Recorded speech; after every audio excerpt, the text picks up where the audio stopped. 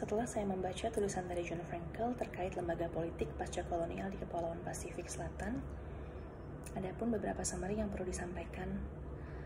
Setelah dekolonisasi, negara-negara Pasifik mengalami periode bulan madu yang singkat, di mana yang memimpin adalah parlemen nasional yang mempunyai relatif kuat. Kaledonia Baru sendiri menjadi konflik pada pertengahan 1980-an, dan yang mendamaikan adalah perjanjian Matigun di tahun 1988 dan Neoma pada tahun 1998. Di negara-negara Melanesia Barat sendiri, ketidakstabilan yang meningkat selama tahun 1990-an didorong oleh meningkatnya minat dari perusahaan asing di sektor ekstraktif sumber daya alam. Pemerintah Kepulauan Solomon tetap cukup stabil sampai pemerintahan kedua Solomon Mamaluni ketika sebagian besar menteri memperoleh hubungan yang kuat dengan perusahaan penebangan. Kemudian disusul dengan hubungan politik perusahaan pertambangan dan kehutanan yang menjadi semakin penting bagi politik untuk negara Papua Nugini, terutama sekitar waktu pemilihan, meningkatnya ketidakpuasan populer dengan proses parlementer ditujukan oleh tingkat pergantian yang tinggi di antara anggota parlemen yang sudah terpilih. Masalah korupsi kemudian menjadi titik fokus untuk berkumpulnya koalisasi oposisi yang longgar.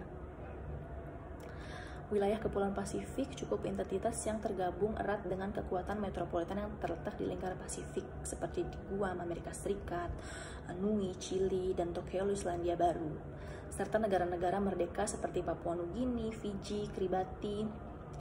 Negara-negara tersebut adalah negara yang mencapai kemerdekaan kurang dari 30 tahun lalu, negara-negara yang masih dalam proses penyesuaian dengan tatanan pasca kolonial yang saat ini.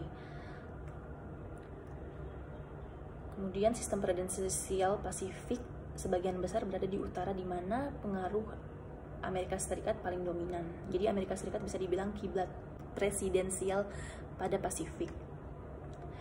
Tidak adanya perpecahan ideologis besar atau partai politik dengan keanggotaan ekstraparlementer yang substansial dapat memberikan kebebasan yang cukup besar kepada anggota parlemen Pasifik untuk bernuafi.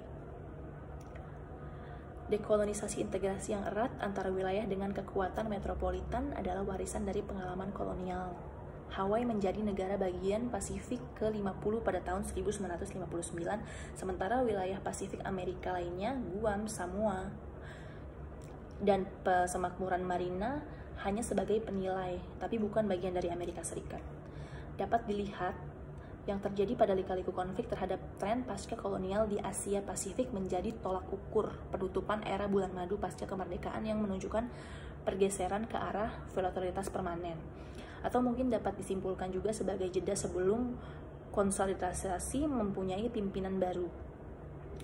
Ada upaya yang dilakukan oleh kaum elit untuk menstabilkan dan mengatur tatanan politik. Yang paling ambisius dilakukan oleh Papua Nugini, yaitu dengan memberlakukan undang-undang organik tentang integritas partai politik dan kandidat dan masa tenggang. Tapi pada realita yang terjadi, sistem serupa yang sedang dicoba penerapannya di Kepulauan Solomon tidak berhasil. Nah, dari sini belum ada yang bisa memastikan apakah upaya yang dilakukan terbukti berhasil sehingga membuktikan bahwa pertanda munculnya elit politik. Kepulauan Solomon dan Tuvalu sendiri telah berusaha meningkatkan ukuran kabinet sehingga membuat eksekutif lebih tahan terhadap tantangan parlementer. Namun belum ada yang bisa memastikan apakah upaya-upaya yang telah dilakukan terbukti berhasil. Pasca kemerdekaan yang diperebutkan, gaya politik yang berubah-ubah, serta realitanya menegaskan kembali pengaruh mereka yang masih harus dipantau dalam implementasinya. Terima kasih.